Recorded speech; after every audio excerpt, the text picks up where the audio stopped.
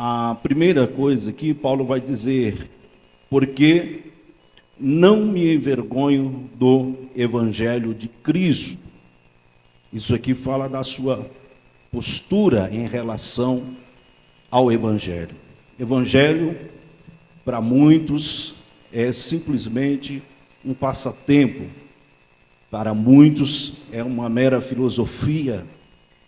Para muitos outros, enfim, são tantas outras coisas que denominam, mas a postura de Paulo em relação ao Evangelho é que isso trata de um relacionamento, algo que deve ser levado a sério, e que isso, esse relacionamento vai refletir em toda a nossa forma de viver, de pensar e também de agir.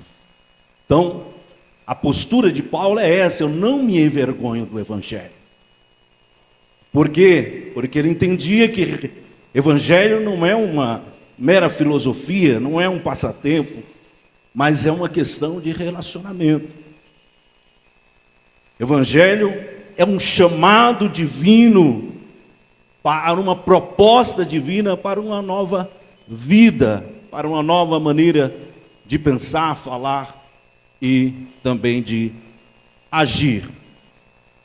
Então, diante disso, Paulo não tinha nenhuma dificuldade em relação ao Evangelho. Sofria perseguições, afrontas, sofreu naufrágios, prisões, e até a própria morte. Foi decapitado por causa do Evangelho. Então veja, a postura de Paulo em relação ao Evangelho difere de muitos dos nossos dias, que acham que Evangelho é uma coisa banal, é uma coisa a ser tratada de qualquer forma, de qualquer jeito.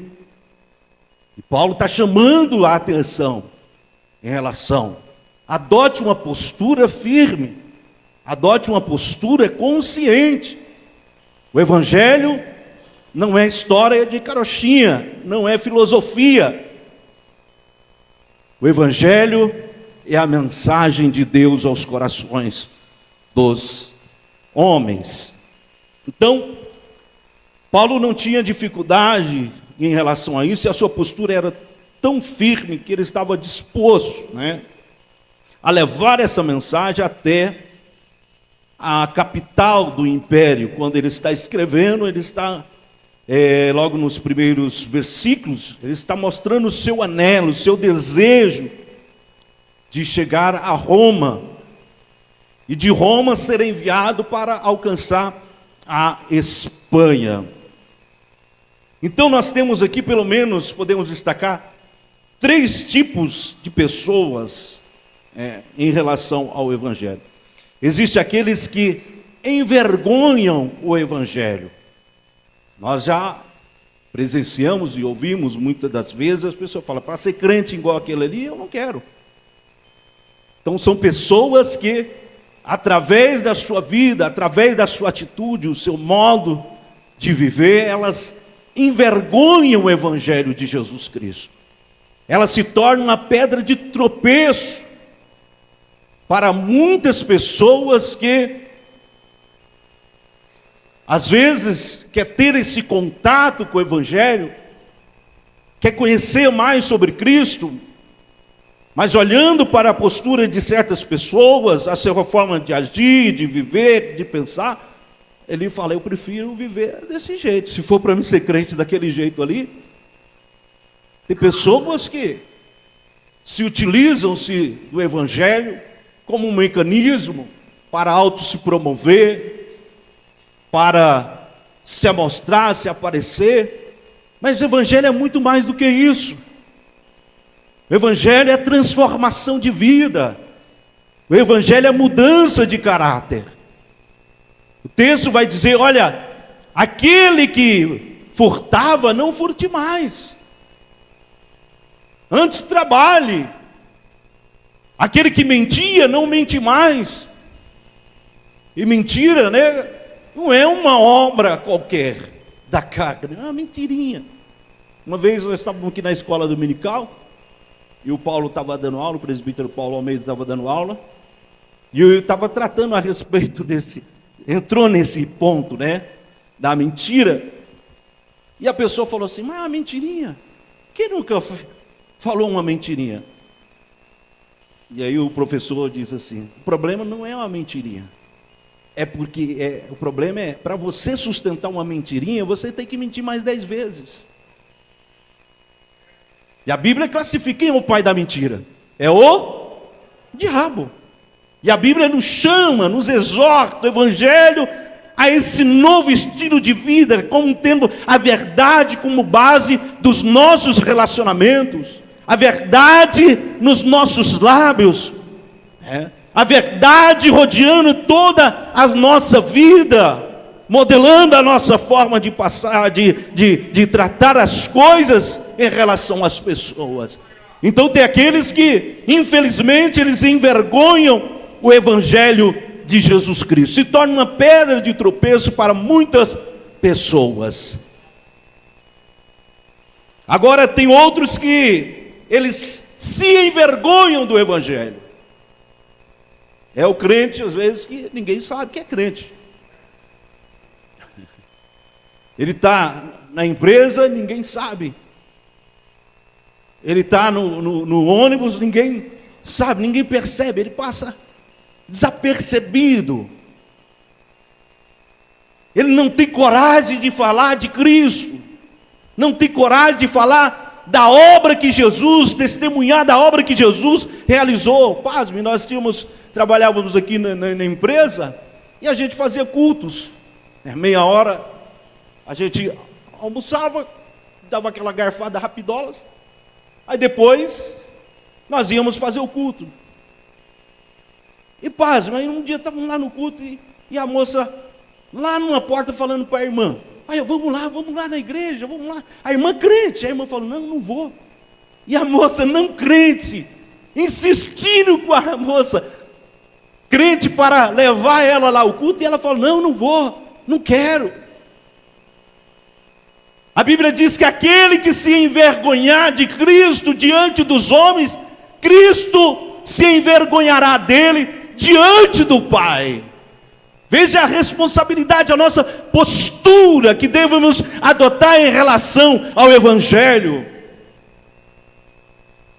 Aí quando falamos lá, às vezes colocamos um fardo na cabeça das pessoas dentro da igreja, porque falamos, olha, os tímidos não vão herdar o reino dos céus. Aí aquela pessoa que é tímida por natureza, é constrangida às vezes, é forçada, querem forçar ela a fazer. Irmãos, nem todo mundo vai ocupar uma tribuna, nem todo mundo vai pregar, nem todo mundo vai subir aqui e vai cantar, nem todo mundo aqui vai fazer uma oração. Mas tem pessoas que às vezes no seu cantinho faz mais do que muitas pessoas que estão na tribuna. No silêncio ela está intercedendo, colocando, abençoa o pastor da igreja, abençoa as irmãs, abençoa os irmãos. Ela está lá na sua casa e sendo uma diferença, intercedendo para o avanço, para o crescimento da obra de Deus. Mas o tímido de Apocalipse, que não hão de herdar, é justamente esses que se envergonham do Evangelho,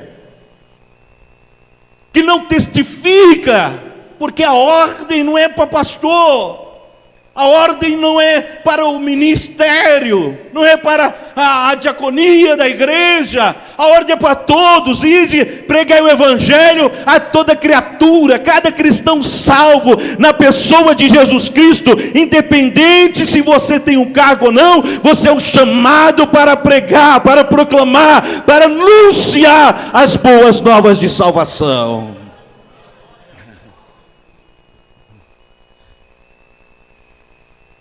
Também, amados irmãos, existe pessoas como o apóstolo Paulo, que não se envergonham do Evangelho. Ele anda com o distintivo do Evangelho no seu peito.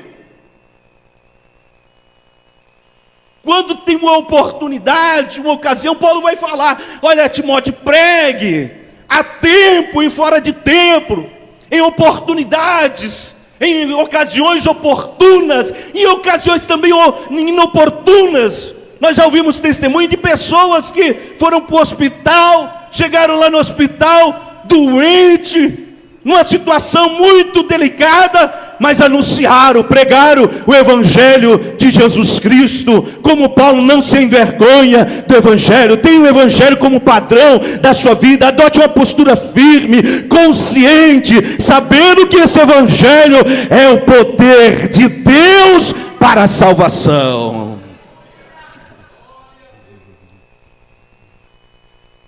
Nos dias atuais, muitas pessoas, elas conhecem, às vezes não é crente, mas elas conhecem os problemas da igreja. Conhece as divisões da igreja. Conhece praticamente tudo em relação à igreja, mesmo não sendo crente. Mas elas não conhecem o Cristo verdadeiro. Não conhecem o Cristo que salva, o Cristo que liberta, o Cristo que transforma, o Cristo que batiza com o Espírito Santo e que em breve voltará para buscar a sua igreja. Então nós devemos proclamar o Evangelho, a falar do Cristo verdadeiro, não o Cristo do cinema, não o Cristo das revistas, não o Cristo dos jornais, não, mas o Cristo verdadeiro da Bíblia, que transforma, que muda a pessoa, muda o coração do homem e da mulher. Então Paulo vai dizer: eu não me envergonho do Evangelho de Cristo. Paulo vai dizer: olha, os gregos, eles querem uma palavra de sabedoria sofisticada. Os judeus querem sinal.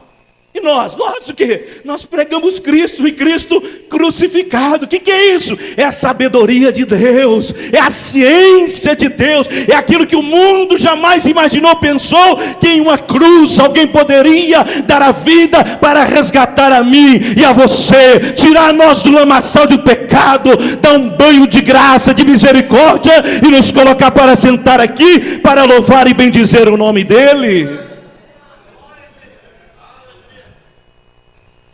Então Paulo adota a sua postura: eu não me envergonho do Evangelho de Cristo.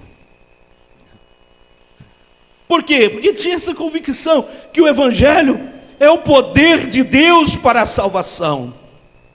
É a mensagem da graça sendo operada pelo Espírito Santo, muitas vezes lançando por terra o nosso ego, lançando por terra as nossas convicções, lançando por terra os nossos pré-requisitos,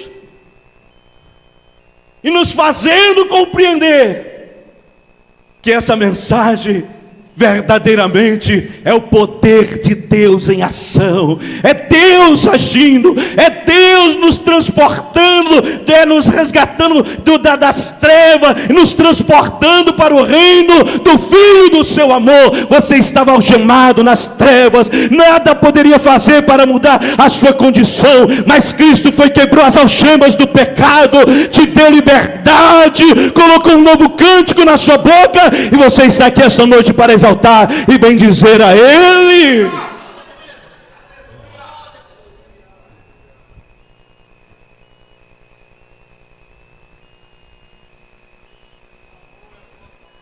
Então, essa é a convicção que Paulo tem, pois é o poder de Deus para a salvação.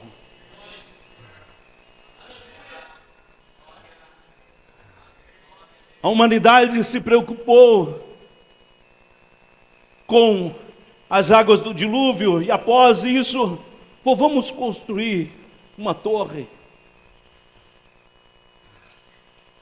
que nos ligue até o céu. Nós colocamos o nosso nome e vai dar tudo certo, nós vamos estar salvos.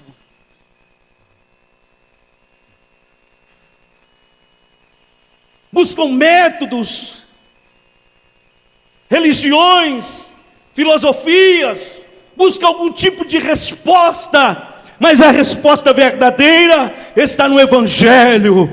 É Ele que muda a condição do homem, que faz dele um pecador em uma nova criatura, e se apresenta ele santo e irrepreensível diante de um Deus santo, puro e verdadeiro, que muda a nossa condição, que muda o nosso estado, que muda a nossa forma de viver.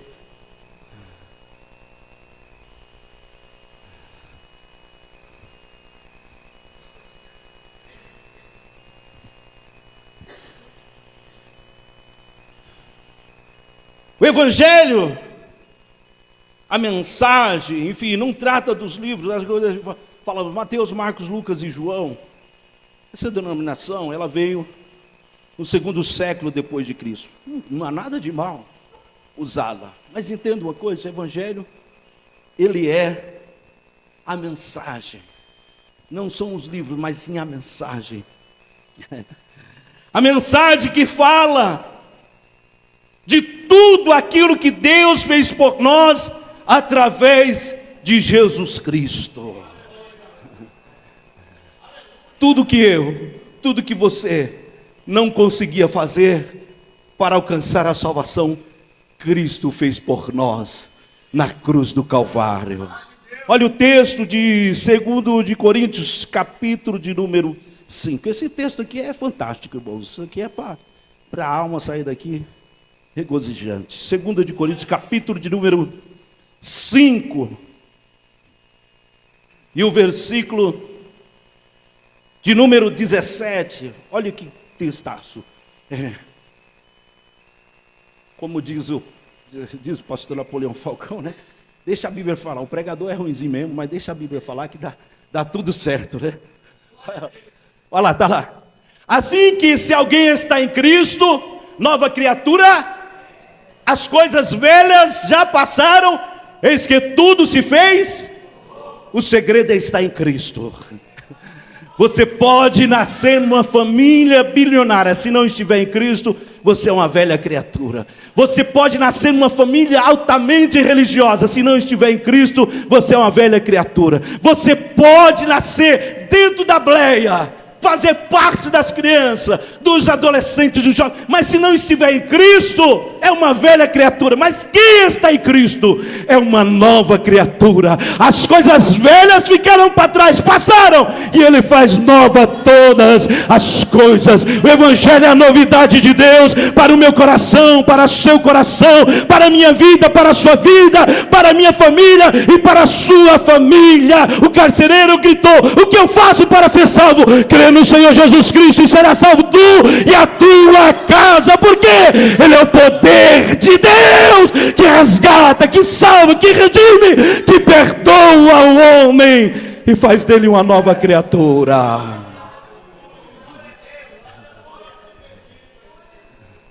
Aí o texto vai dizer, 18: e tudo isso provém de Deus, que nos reconciliou consigo mesmo por Jesus Cristo e nos deu o ministério da reconciliação. Isto é, Deus estava em Cristo reconciliando consigo mesmo, não disputando os pecados, e pôs em nós a palavra da reconciliação, de sorte que somos embaixadores da parte de Cristo, como se Deus por nós rogássemos. Rogamos, pois, da parte de Cristo, que vos reconcilieis com Deus. Olha que coisa gloriosa. Tudo isso provém de Deus.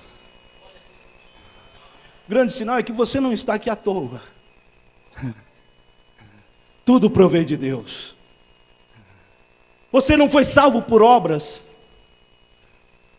Pela graça sois salvos por meio da fé. Isso não vem de vós, é dom de Deus. Não por obras, para que ninguém se glorie.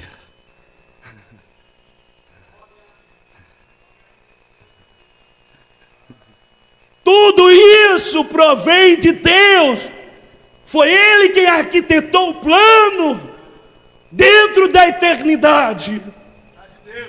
Quando o pecado entrou no mundo, Deus trouxe o seu plano à tona. Da semente da mulher nascerá um, que a serpente vai lhe ferir o calcanhar, mas ele vai pisar a cabeça da serpente, falando para Abraão: em ti serão benditas todas as famílias da terra, louvado seja o nome do Senhor dos Exércitos. Veja bem que isso provém de Deus. Ele elaborou na história, revelou o seu plano e cumpriu na pessoa bendita de nosso Senhor e Salvador Jesus Cristo, quando ele deu o brado na cruz: está consumado. Oh, bendito seja o Cordeiro de Deus.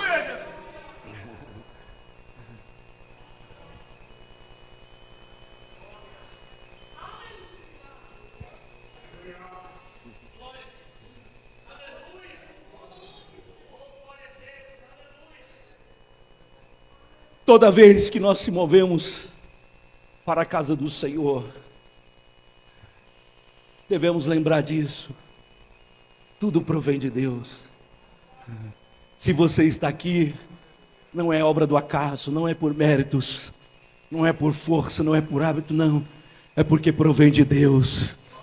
Você provém de Deus. Você foi alguém alcançado por esta maravilhosa graça, por esse glorioso amor, e está aqui. Aí o texto vai dizer assim: e nos deu o ministério da reconciliação. Nós que antes estávamos afastados, distanciados de Deus por causa do pecado, fomos reconciliados. Aí Deus diz, só pensa assim, eu vou colocar nele, vou colocar nela a minha palavra de reconciliação. Ele vai ser o meu representante, ela vai ser a minha representante. Alguém autorizado, balizado, capacitado por Espírito Santo para dizer ao mundo: existe esperança, existe esperança. Cristo é a solução. Arabaço, ereclaravácia.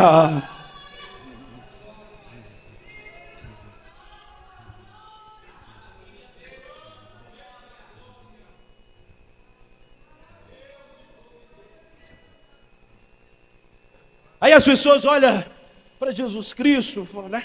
Todo aquele sofrimento, tadinho de Jesus Cristo. Coitado, né? Aquelas coroas, né?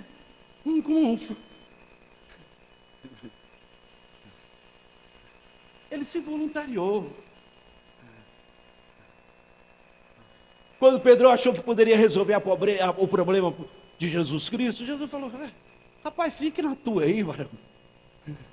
Que eu poderia pedir aqui 12 legiões de anjos. E meu pai me liberar 12 legiões de anjos para esse momento, para me livrar dessa hora. Mas para isso eu nasci, para isso eu vim no mundo. Se um anjo lá em Senaqueribe já matou 185 mil, um anjo só. Imagina o estrago que ele ia fazer ali no Getsemane. Ali não ia ser nada, ia ser fichinha. Jesus foi consciente, subiu, suportou a afronta, o desprezo,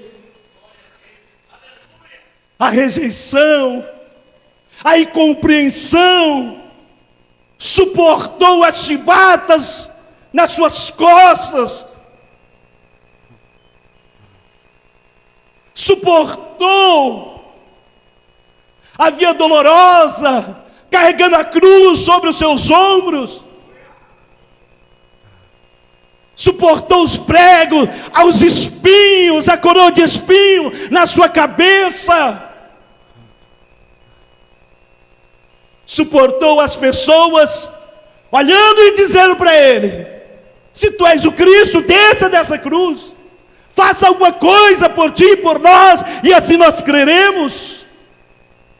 Como ovelha muda foi levada ao matadouro. Mas diz o texto sagrado de Isaías: todavia ao Pai agradou moê-lo, fazendo-o enfermar.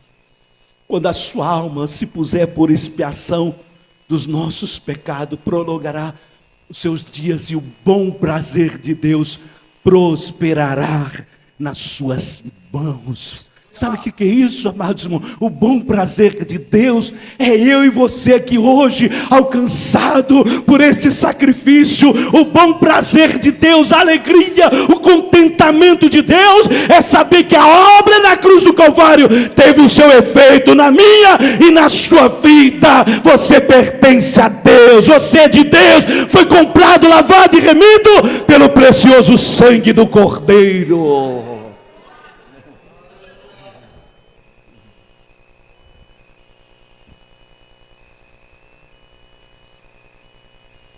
O Evangelho trata-se dessa mensagem do triunfo de Cristo.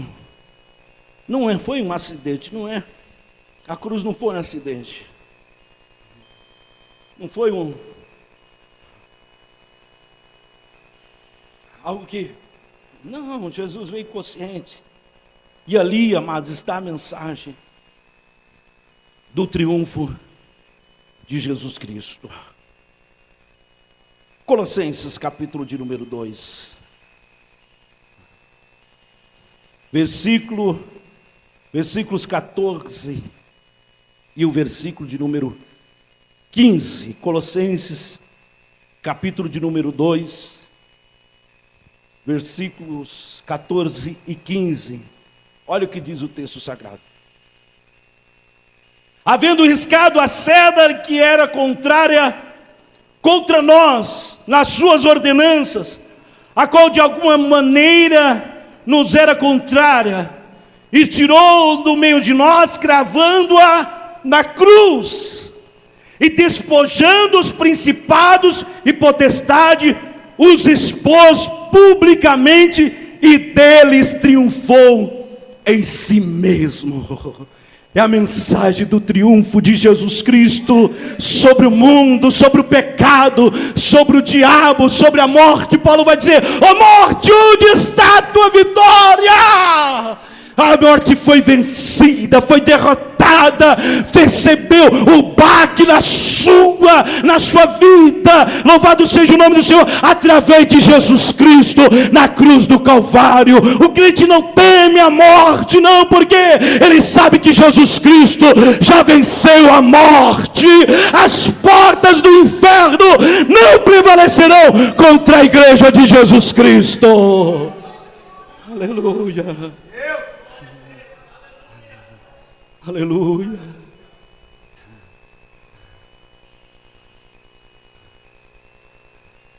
Que às vezes nós usamos esse texto, natural, as portas do inferno não prevalecerão. Está falando da porta do Hades, todos que morriam estavam lá, no Hades. Havia uma separação. O homem olha e vê Abraão com Lázaro, e ele está no lugar de tormento, um grande abismo os separava. As pessoas ficavam ali, sobre a tutela. Mas após a ressurreição de Jesus Cristo, o cenário mudou. O cenário de desesperança, de dúvidas, já não paira mais na mente do crente. Ele tem a certeza, a convicção, não importa a forma, o jeito que ele morrer aqui, ele vai abrir os céus na eternidade, junto com o Senhor, que o amou, que o salvou, que o perdoou. Então, o Evangelho foi a mensagem do triunfo de Cristo sobre o mundo, sobre o pecado, sobre o diabo e sobre a morte. É interessante, vamos ler o texto, porque às vezes nós falamos assim, mas e o que sobra aí para mim nesse sentido aí? Vamos ler Hebreus capítulo 4 e o versículo 14, falando sobre o triunfo de Jesus Cristo. Olha aí, o que sobra para nós de lambuja assim, só Deus fala, vou fazer. Né, Érica? Vamos ver. Versículo 14. Visto que temos um grande sumo sacerdote, Jesus, Filho de Deus, que penetrou nos céus, retenhamos firme a nossa confissão, porque não temos um sumo sacerdote que não possa compadecer-se das nossas fraquezas, porém um que como nós, em tudo foi tentado, mas sem pecado. Chegamos, pois, com confiança ao trono da graça, para que possamos alcançar misericórdia e achar graça, a fim de sermos ajudados em tempo oportuno. Porque Ele triunfou, você encontra socorro no trono da graça. Há uma porta de escape para a sua alma, para a sua vida. Às vezes você está lá no dia abatido, as lutas, as tribulações, as aflições, e você dobra os seus joelhos, chega ao trono da graça em oração a Deus, e vem o refrigério do Espírito Santo, te renova, renova as suas forças, renova o seu ânimo, renova a sua alma, traz um cântico de alegria sobre os seus lábios, sobre o seu coração, e você continua avançando, e o nome do Senhor sendo glorificado na sua vida.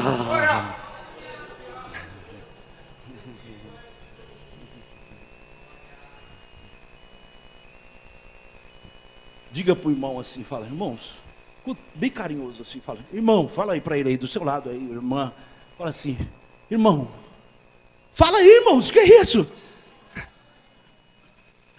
Fica tranquilo. Você não precisa quebrar a cabeça. O trono da graça está disponível. O trono da graça está disponível. O trono da graça está disponível. Louvado seja o nome do Senhor. Lá é liberada a palavra de vitória. Lá é liberada a palavra de milagre. Lá é liberada a palavra de restauração. Lá é liberada a palavra de vida. Lá é liberado a palavra de vitória sobre a sua casa, sobre a sua família. Vai haver o socorro no tempo oportuno.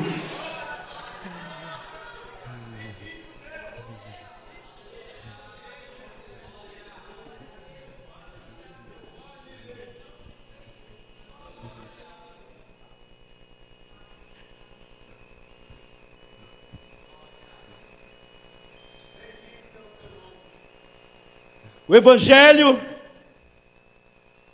é a mensagem de esperança. Isso num momento assim conturbado, né? Jesus leva os seus discípulos para o cenáculo. Aí Jesus começa a trazer revelações surpreendentes. Aí Jesus fala, olha, eu vou ser morto. Só que tem um porém. Vocês, fiquem sabendo, que um entre vós há de me trair. Aí a coisa já... E tem mais. Vocês todos vão se escandalizar em mim. Os discípulos começam a ficar tristes com aquela situação. Aí Jesus vai falar, não se turbe o vosso coração. Não fique com o coração pequeno por causa dessas mensagens, não. Crede em Deus. Crede também em mim. Na casa de meu Pai há muitas moradas. Se não fosse assim, eu vou teria dito, vou preparar-vos lugar. E quando eu for e vos preparar lugar, voltarei outra vez, para que onde eu estiver, estejais vós também. O Evangelho não deixa ninguém confundido. Para onde eu vou? Tem umas pessoas que falam, não, você não pode ter convicção. Não tem como ter convicção da sua salvação. O Evangelho não deixa essa dúvida. O Evangelho deixa a convicção que a pessoa é salva. Também como vai ser o meu destino? Um diz eu vou ficar, depois que eu morrer, eu vou ficar apenas na memória de Deus. Outros dizem nós vamos entrar no sono da alma. Paulo vai dizer assim, estar com Cristo é muito melhor Não é porque ele vai estar dormindo no sono da alma, nem porque também vai estar somente na memória de Deus. Ele tinha convicção da mensagem do Evangelho. É uma mensagem de esperança. Você não vai ficar confundido quanto ao seu futuro. Cristo já preparou um lugar, Cristo já preparou uma morada, e é para lá que nós estamos indo.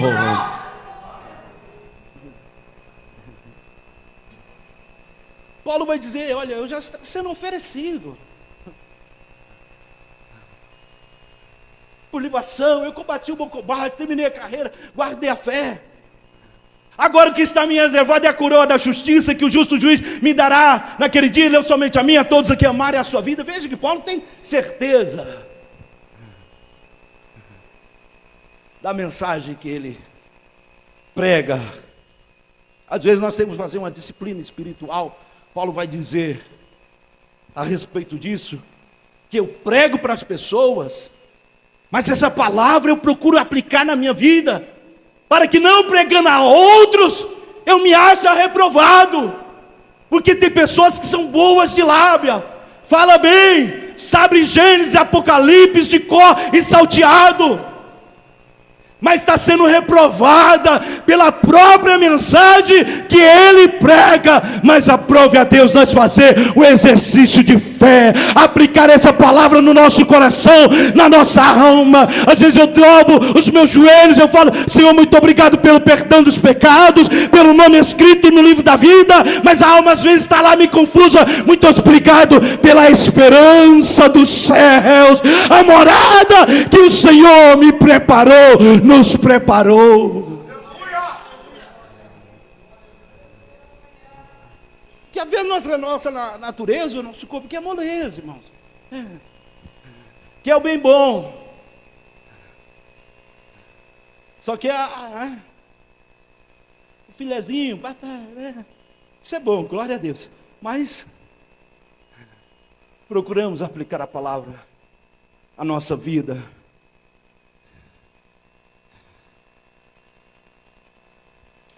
Quanto à abrangência do Evangelho,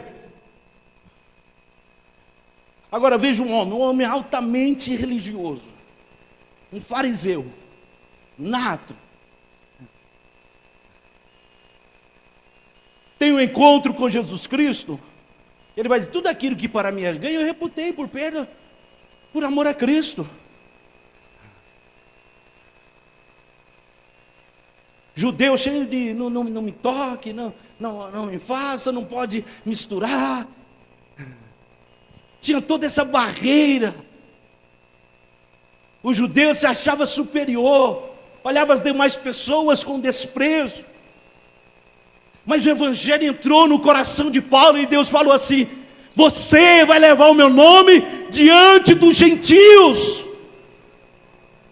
E ele entendia essa dinâmica do Evangelho. O Evangelho não é só para ele, não é só para os seus conterrâneos, os seus contemporâneos, ou os da sua linhagem. Ele entendeu que o Evangelho, ele quebra barreiras geográficas, culturais, raciais, religiosas. O Evangelho é para todos. Porque todo aquele que invocar o nome do Senhor será salvo. E o judeu ficava endemoniado, porque Paulo pregava o Evangelho, e ele falava: sabe de uma coisa, o mistério que me foi revelado é esse, que judeu e gentio estão no mesmo patamar, são participantes da mesma graça. Quando aceita Jesus, não há divisão, não há diferença entre judeu e entre grego. O Evangelho deixa todos no mesmo patamar. todos estão participando da mesma graça, do mesmo amor, do mesmo Espírito, da mesma herança e da mesma esperança. Aqui não tem ninguém melhor do que ninguém, não. Aqui tem pessoas específicas que Deus levanta para servir a igreja, mas diante da graça somos todos iguais, merecedores não, mas alcançados por esta graça maravilhosa.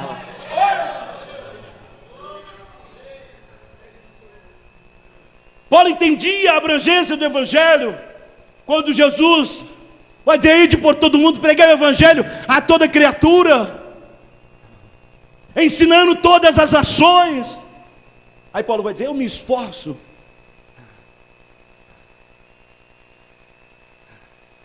não para trabalhar onde outros já trabalharam, mas eu me esforço para ir mais além. Ele está escrevendo para os romanos, mas está pensando aqui em criar uma plataforma em Roma para ser enviado pela igreja de Roma à Espanha. Talvez o lugar mais longínquo daquela época, o do conhecido, daquele mundo antigo. O objetivo de Paulo era esse: levar a mensagem às pessoas mais distantes possível. Esse dia eu estava meditando nisso, eu falei: o que será que uma pessoa pode fazer? Aí eu li Atos 13. Apartai-vos para mim, Barnabé e Saulo, para uma obra que eu vos tenho. Esses homens, em especial aqui em destaque, podemos falar sobre Paulo. Ele chacoalhou o mundo da época. Tanto é que o demônio chegou assim e falou assim: os filhos de servas foi lá, eu conjuro-te que saia, em nome do Cristo que Paulo prega. Aí o demônio falou: Jesus eu conheço, eu estou a muitos quilômetros de Jerusalém, mas eu conheço Jesus, eu conheço Ele. O demônio tinha viajado quilômetros, já estava bem longe, bem distante de Jerusalém. Eu conheço Jesus, eu conheço. Paulo, eu estou acompanhando ele bem de perto, eu sei quem é ele. Mas vocês? E pau no gato. Os homens levaram, estenderam a bandeira do Evangelho. Existem estudiosos que dizem que onde se conhecia o Império Romano, o cristianismo, se conhecia sobre Paulo e a sua dedicação ao Evangelho de Jesus Cristo. Entenda uma coisa: o Evangelho não levanta barreiras, o Evangelho, ele derruba barreiras, as fronteiras que nos separam. Hoje em dia as pessoas querem dividir as pessoas por classe, é homem, é mulher, é negro, é branco, mas o Evangelho é um que alcança todos igualmente. Nós temos que lançar por terra as barreiras e anunciar a este mundo que Jesus Cristo ainda salva, que Jesus Cristo cura, batiza com o Espírito Santo e em breve voltará para buscar a sua igreja. Teve pessoas que, entendendo essa abrangência do Evangelho a todos os povos, elas se venderam como escravos. Teve um que, olha, nós temos que alcançar um povo isolado.